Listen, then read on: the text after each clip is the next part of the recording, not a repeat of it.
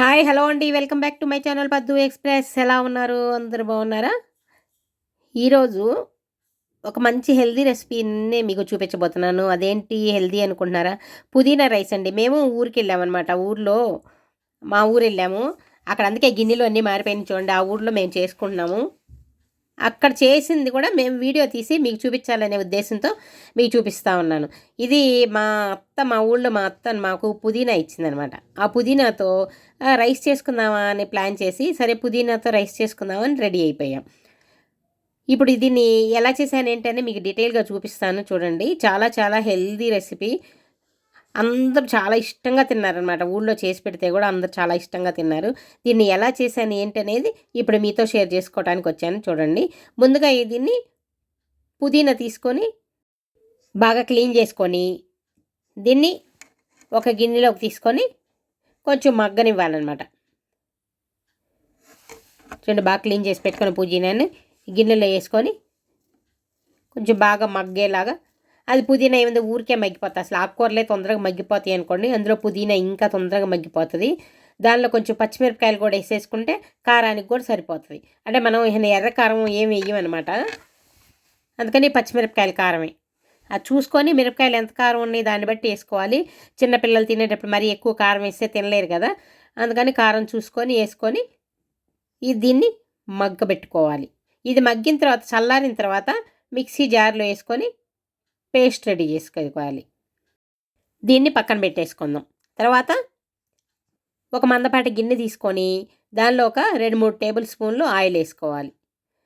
Oil వేసుకొని దీనిలోకి సన్నగా తరిగిన ఉల్లిపాయ ముక్కలు వేసుకోవాలి. ఉల్లిపాయలు వేసుకొని కొంచెం లైట్ బ్రౌన్ వచ్చే వరకు ఫ్రై చేసుకోవాలి. దీన్ని చూడండి, ఇవన్నీ బాగా లైట్ బ్రౌన్ అయ్యేలాగా ఫ్రై చేసుకోవాలి.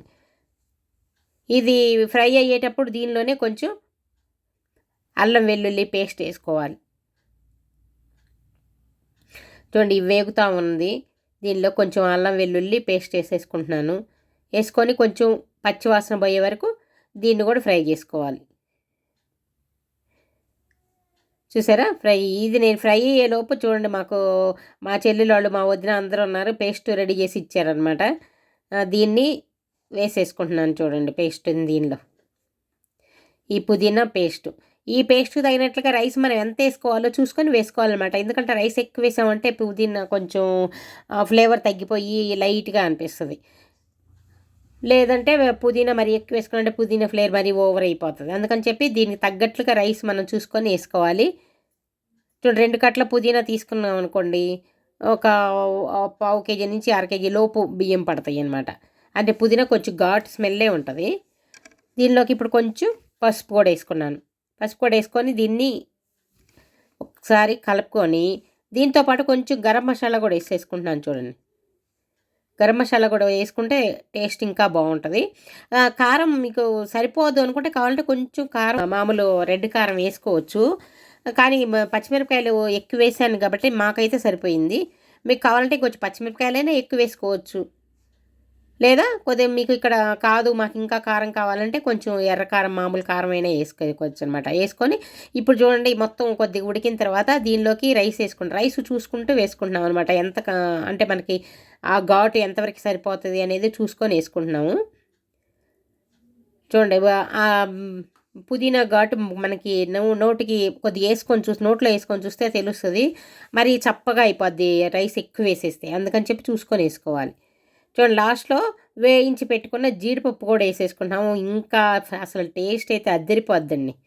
ఆ పుదీనా ఫ్లేవర్కి ఈ జీడిపప్పులకి ఇలా వేసుకున్నామంటే అసలు ఎంత బాగుంటుందో మీరు అసలు మాటల్లో చెప్పలే. మీరు కూడా తప్పకుండా చేసుకొని ట్రై చేసి చెప్పాలన్నమాట. చాలా చాలా బాగుంటుంది.